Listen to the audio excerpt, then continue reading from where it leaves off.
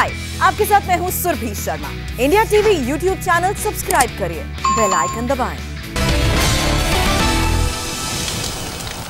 बंगाल के चुनावी सभर में एक तरह से आरोप और प्रत्यारोप का वार कुछ इतना चल रहा है कि क्या कहा जाए।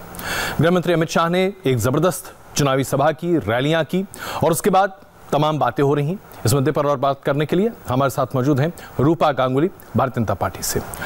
रूपा गांगुली जी, जहां भारतीय जनता पार्टी ये दावा कर रही है कि कम से कम 200 सीटें तो आएंगी ही, वहीं पर ममता बनर्जी अब ये कहने लगी हैं अपनी चुनावी सभाओं में कि चाहे कुछ भी करना, लेकिन गुंडों के हाथ में बंगाल की सत्ता नहीं जानी चाहिए।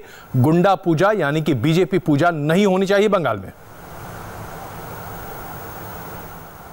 देखिए, उनकी भाषा ही कह देती है कि उन्होंने ये 10 साल पश्चिम बंगाल के युवाओं के ऊपर किस तरह के प्रभाव डाले हैं।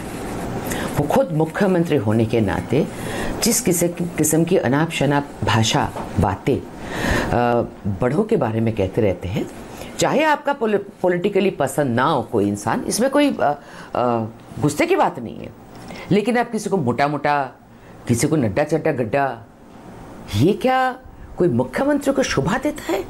और ये ऐसी हालत में कैसे पहुंचते हैं? गलत शलत चंडी पाठ किए जा रहे, मंत्र उच्चारण किए जा रहे, क्यों पहुंचते हैं?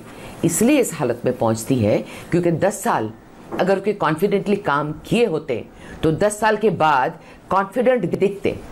पैर में एक एक्सीडेंट को लेकर ना उनको ऐसे किसी को आरोप करने के लिए ढूंढने की जरूरत नहीं पड़ती।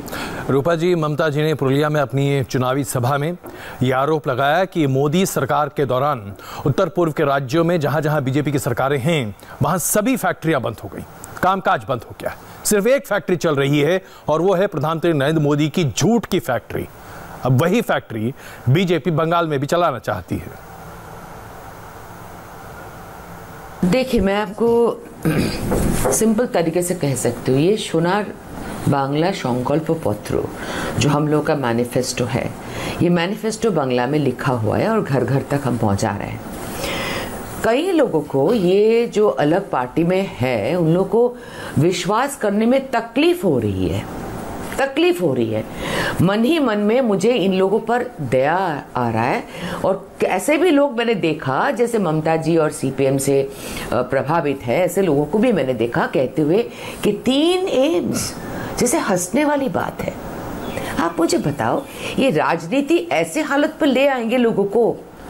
आप यही चाहते हो कि राजनीति लोगों को ऐसे हालत में, मैं जनता को पूछ रही हूँ आपके द्वारा, कि राजनीति ऐसे हालत में ले आएंगे हम लोगों को? रूपा जी, प्रशांत किशोर जो कि राजनीतिक टीकाकार हैं और विश्लेषक हैं, ममता बनर्जी के पूरे चुनाव कैंपेन को देख रहे हैं। एक अखबार में उनका एक बड़ा लंबा इंटरव्यू छपा है। उन्होंने कहा कि भले ही भारतीय जनता पार्टी दावा कर रही है कि 200 सीटें आएंगी, लेकिन वास्तविकता में बीजेपी को 70 से ज्यादा सीटें नहीं मिल सकती। भारतीय जनता पार्टी ने दंगा फसाद की राजनीति और उसके साथ साथ विभाजनकारी राजनीति को बंगाल का एक ऐसा हिस्सा बना दिया है जो कभी मिटेगा नहीं। देखिए, आप प्रशांत किशोर जी की बात कर रहे हैं, वो उनका नॉलेज होगा ऐसी चीज़ों के बारे में, हालांकि जो मेरा नहीं है, तो ना ही मैं स्पेकुलेशन कर सकती हूँ, ना करना चाहती हूँ। लेकिन 19 के इलेक्शन में जनता को ये मतलब सीपीएम को और कांग्रेस को और टीएमसी को, खास करके राज्य सरकार में जो, उनको सबको पता चल चुका था, किसी को भनक भी नहीं पड़ा था कि किस तरह से 19-18 सीट आ जाएंगे पश्चिम बंगाल में 19 के इलेक्शन में। मैं सब 2017 में 16 में घूमती आ रही थी पश्चिम बंगाल में कोने कोने तक। मैंने अपने घर के अंदर एक बड़ा सा व्हाइट बोर्ड है, उसमें मैंने लिख के रखा था। और ये बिल्कुल सही हो गया, क्योंकि लोगों को खुद आप और हम नहीं समझ पाएंगे। हम लोग शहर में रहते हैं, हम लोग नहीं समझ पाएंगे। हम लोग एसी में रहते हैं, हम लोग के पास लाइट होता है, जन्म से लाइट देखा है, हम लोग नहीं समझ पाएंगे। नहीं, बिल्कुल। लेकिन रूपा जी, एक आखिरी सवाल आपसे पूछना चाहते हैं। ममता बनर्जी के कई सलाहकार हैं जिनसे बातचीत होती है, और वो कह रहे हैं कि जब से ममता बनर्जी के लिए बांग्लार में का स्लोगन दिया गया है, उसके बाद से ऐसा लगता है जैसे कि प्रधानमंत्री के तमाम भाषण उसके सामने गौण पड़ रहे हैं। सब कुछ बदल चुका है अब। देखिए, बांग्लार में ये जो उन्होंने कमेंट बनाया अपने लिए, वो बहुत सारे बाकी फ्लॉप होने के बाद ही बनाए हैं। कभी एक ज़माने में दीदी के बोलो था, उसके बाद अभी नया नया शुरू किया उन्होंने दुआरे शोरकार। बंगलर में कौन नहीं है, वो अकेले थोड़ी बंगलर में है।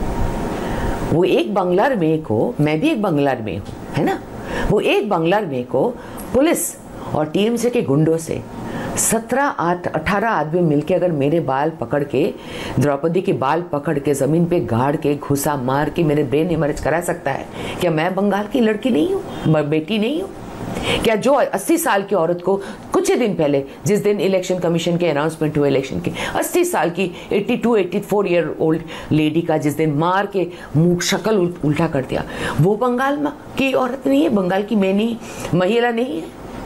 तो कौन बंगाल की महिला नहीं है जो रेप हो रही है, जिनके सर पे 15,000 20,000 की पैसा दिया जाता है कि आप मैरिड हो तो इतना रेट, अनमैरिड हो तो ये तो इतना रेट? ये बंगाल की महिला नहीं है कि बंगाल की महिला का अपमान बंगाल की महिला मुख्यमंत्री होने के नाते भी इतना कर लिया आपने, और बंगाल की महिला की आप नौटंकी करके वोट मांग रहे हो? बंगाल की महिला की अगर देखभाल कर लेते ना जी, बंगाल की महिलाओं की अगर देखभाल कर लेते तो आज ऐसे पैर तोड़ के ऐसे दया की भीख मांगने की जरूरत नहीं पड़ती। रूपा जी, काफी बड़े और कड़े बयान आपने दिए हैं, बहुत धन्यवाद इंडिया टीवी से बात करने के लिए। हाय, आई एम सुरभि शर्मा। खबरों से अपडेट रहने के लिए India TV YouTube channel subscribe करिए, साथ में बेल आइकन जरूर दबाएं। जुड़े रहें इंडिया टीवी के साथ।